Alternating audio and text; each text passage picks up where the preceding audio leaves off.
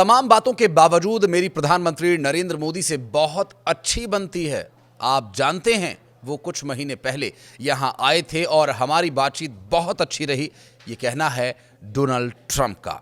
नमस्कार, मैं हूं आशीष त्रिपाठी आपके साथ। और डोनाल्ड ट्रंप का जो भी बयान आया हो, लेकिन अब जो खबर सामने आ रही है वो बहुत चौंका देने वाली है। जी हां, दरअसल प्रधानमंत्री नरेंद्र मोदी न्यूयॉर्क नहीं जाने वाले हैं। अमेरिका में होने वाली UNGA की महासभा को लेकर ये जानकारी मिल रही है। महासभा की बैठक में प्रधानमंत्री नरेंद्र मोदी की जगह विदेश मंत्री S जयशंकर जाएंगे। और मिल रही जानकारी के अनुसार प्रधानमंत्री नरेंद्र मोदी जो संयुक्त राष्ट्र महासभा की जो ये बैठक है, इस बैठक में संबोधन नहीं देंगे, चूंकि जानकारी मिल रही है कि उनकी जगह विदेश मंत्री इस बैठक में शामिल होंगे। चूंकि ये 80वां सत्र है जो 9 सितंबर से शुरू होगा, जिसमें 23 से 29 सितंबर तक उच्च स्तरीय बैठकें होनी है। और इसमें जानकारी ये मिल रही है कि शुरुआती भाषण ब्राज़ील की तरफ से दिया जाएगा, जिसके बाद अमेरिका महासभा को संबोधित करेगा। इससे पहले अभी तक भारत के खिलाफ जहर उगल रहे अमेरिकी राष्ट्रपति डोनाल्ड ट्रंप अब पश्चाताप की आग में झुलसने लगे हैं। उन्होंने सोशल मीडिया प्लेटफॉर्म ट्रुथ पर लिखा कि मुझे लगता है कि हमने भारत और रूस को खो दिया। दोनों देश अब चीन की राह पर निकल पड़े हैं।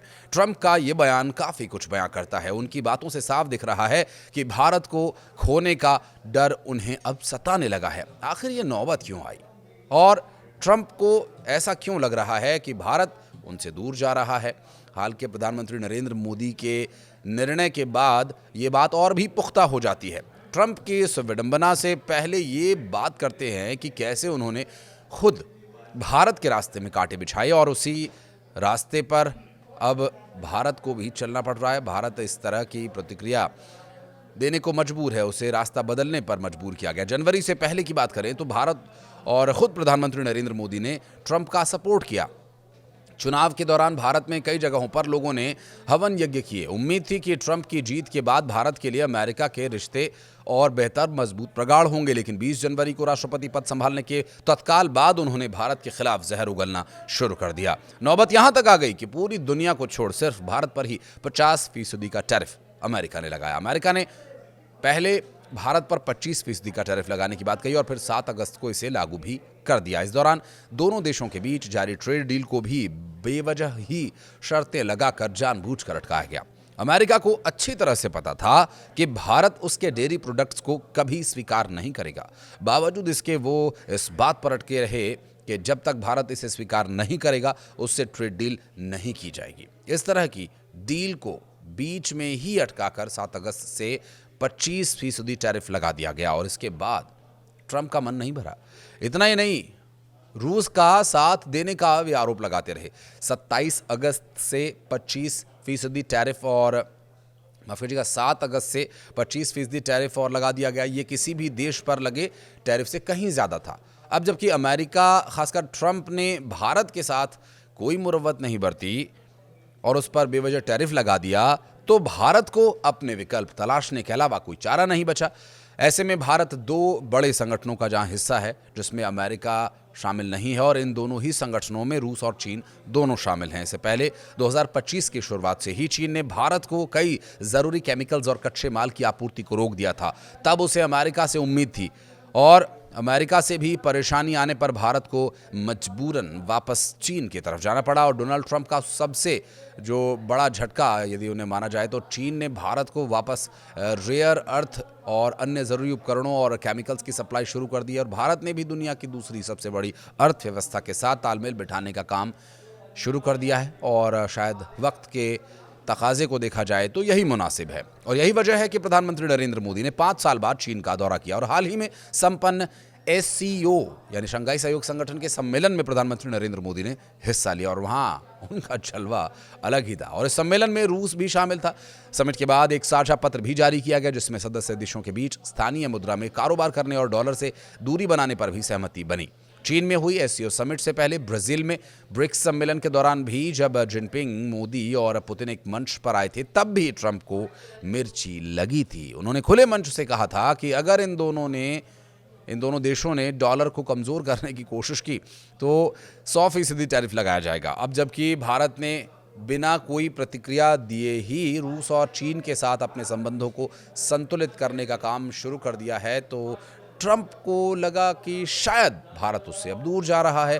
ट्रंप ने गुरुवार को व्हाइट हाउस में तमाम टेक के दिग्गजों के साथ रात्रि भोज का आयोजन किया, जिसमें सुंदर पिचाई, सत्या नडेला, एप्पल के सीईओ टिम कुक भी शामिल हुए। और इस दौरान ट्रंप ने कुक से पूछा कि आप अमेरिका में कितना निवेश करेंगे, तो उन्होंने कहा कि $600 अरब। फिर पूछा कि भारत को लेकर क्या प्लान है, तो ट्रंप ये सुनना चाहते थे कि एप्पल अपना कारोबार भारत में समेट लेगा, लेकिन कुक ने जवाब दिया कि वो अपने कुल उत्पाद का 25% भारत में ही चाहता है।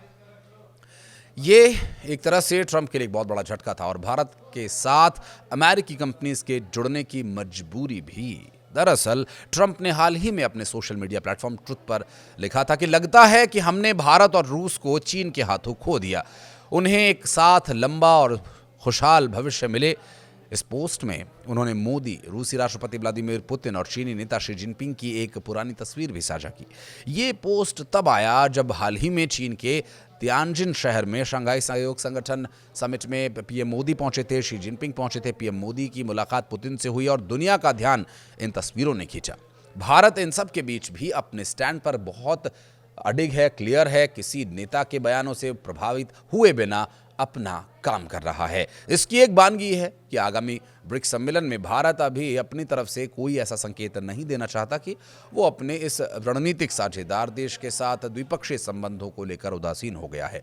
यही वजह है कि अमेरिका की शुल्क नीति के खिलाफ ब्राजील की तरफ से अगले सोमवार को बुलाई गई ब्रिक्स संगठन की विशेष बैठक में भारत का नेतृत्व प्रधानमंत्री नरेंद्र मोदी नहीं बल्कि विदेश मंत्री एस जयशंकर करेंगे। ब्राजील, रूस, भारत, दक्षिण अफ्रीका और चीन समेत 10 देशों की सदस्यता वाले बैठक को ब्राजील के राष्ट्रपति लुला दा सिल्वा ने बुलाया है। जिस तरह से राष्ट्रपति ट्रंप अभी भारत से नाराज हैं, वैसे ही लुला से भी वो नाराज हैं। असलियत यह है कि भारत और ब्राजील पर ट्रंप ने दुनिया में सबसे ज्यादा 50% का टैक्स लगाया हुआ है। विदेश मंत्रालय की तरफ से दी गई जानकारी के मुताबिक ब्राजील, रूस, भारत, दक्षिण अफ्रीका, चीन सदस्य देशों के साथ साथ 10 देशों की सदस्यता वाली इस बैठक को ब्राजील के राष्ट्रपति लुला दा सिल्वा ने बुलाया। जिस तरह से राष्ट्रपति ट्रंप का बयान सामने आया, ये स्थिति अब देखना होगा कि क्या बदल पाती है, क्योंकि प्रधानमंत्री नरेंद्र मोदी ने तय कर लिया है कि वे इस बैठक में हिस्सा नहीं लेंगे जो UNGA की उच्च स्तरीय बैठक अमेरिका में होने वाली है। क्योंकि अभी तक अमेरिका और भारत के रिश्तों की जो खटास है वो कम होती दिख नहीं रही है, भले ही ट्रंप कुछ बयान दे, क्योंकि ट्रंप का अगले ही पल क्या बयान आ जाए इस पर भरोसा करना शायद थोड़ा सा मुश्किल है। आप क्या कहना चाहते हैं इस बारे में? कमेंट सेक्शन में बताइएगा। वीडियो यहाँ तक देखने के लिए बहुत धन्यवाद।